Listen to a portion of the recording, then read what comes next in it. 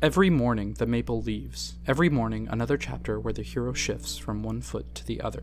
Every morning the same big and little words all spelling out desire. All spelling out, you will be alone always, and then you will die. So maybe I wanted to give you something more than a catalog of non-definitive acts. Something other than the desperation.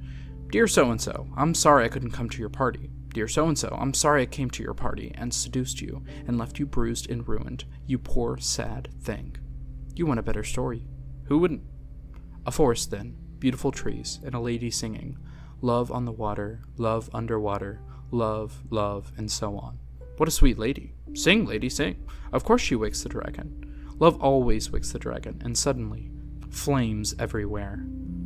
I can tell already you think I'm the dragon. That would be so like me, but I'm not. I'm not the dragon. I'm not the princess either. Who am I? I'm just a writer. I write things down. I walk through your dreams and invent the future. Sure, I sink the boat of love, but that comes later. And yes, I swallow glass, but that comes later. And the part where I push you flush against the wall and every part of your body rubs against the bricks. Shut up. I'm getting to it. For a while, I thought I was the dragon. I guess I can tell you that now. And for a while, I thought I was the princess, cotton candy pink, sitting there in my room, in the tower of the castle, young and beautiful and in love, waiting for you with confidence. But the princess looks into her mirror and only sees the princess, while I'm out here, slogging through the mud, breathing fire, and getting stabbed to death. Okay, so I'm the dragon. Big deal. You still get to be the hero. You get magic gloves, a fish that talks. You get eyes like flashlights. What more do you want? I make you pancakes. I take you hunting. I talk to you as if you're really there. Are you there, sweetheart? Do you know me? Is this microphone live? Let me do it right for once, for the record. Let me make a thing of cream and stars that becomes, you know, the story, simply heaven. Inside your head, you hear a phone ringing, and when you open your eyes, only a clearing with the deer in it. Hello, dear. Inside your head, the sound of glass, a car crash sounds as the trucks roll over and explode in slow motion. Hello, darling, sorry about that. Sorry about the bony elbows. Sorry we lived here. Sorry about the scene at the bottom of the stairwell, and how I ruined everything by saying it out loud.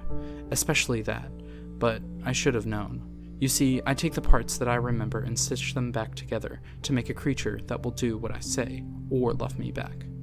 I'm not really sure why I do it, but in this version you are not feeding yourself to a bad man against a black sky prickled with small lights. I take it back. The wooden halls like caskets, these terms from the lower depths. I take them back. Here is the repeated image of the lover destroyed. Crossed out. Clumsy hands in a dark room. Crossed out. There is something underneath the floorboards. Crossed out. And here is the tabernacle reconstructed.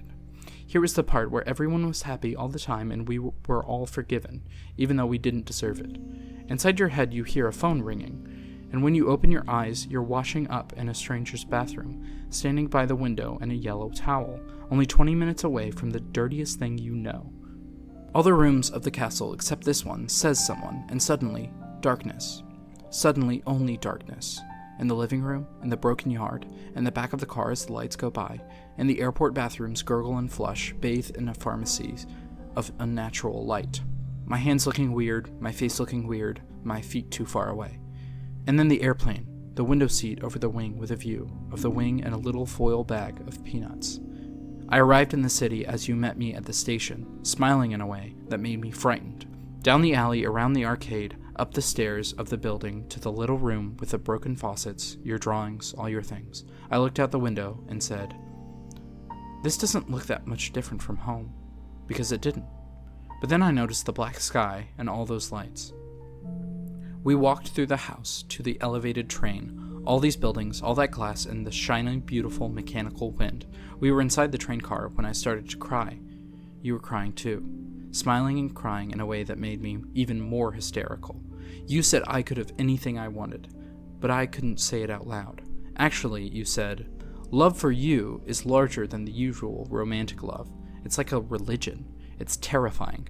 No one will ever want to sleep with you. Okay. If you're so great, you do it. Here's the pencil. Make it work. If the window is on your right, you are in your own bed. If the window is over your heart and it is painted shut, then we are breathing river water. Build me a city and call it Jerusalem. Build me another and call it Jerusalem. We have come back from Jerusalem, where we found not what we sought. So do it over. Give me another version. A different room, another hallway, the kitchen painted over, and over, another bowl of soup. The entire history of human desire takes about 70 minutes to tell. Unfortunately, we don't have that kind of time. Forget the dragon. Leave the gun on the table. This has nothing to do with happiness. Let's jump ahead to the moment of epiphany, in gold light as the camera pans to where the action is, lakeside and backlit, and it all falls into frame, close enough to see the blue rings of my eyes as I say something ugly. I never liked that ending either. More love streaming out the wrong way, and I don't want to be the kind that says the wrong way, but it doesn't work. These erasures, these constant refolding of the pleats. There were some nice parts, sure. All lemon drop and melon ball, laughing in silk pajamas, and the grains of sugar on the toast, love, or whatever. Take a number, I'm sorry. It's such a lousy story. Dear Forgiveness, you know that recently we had our difficulties and there are many things I want to ask you.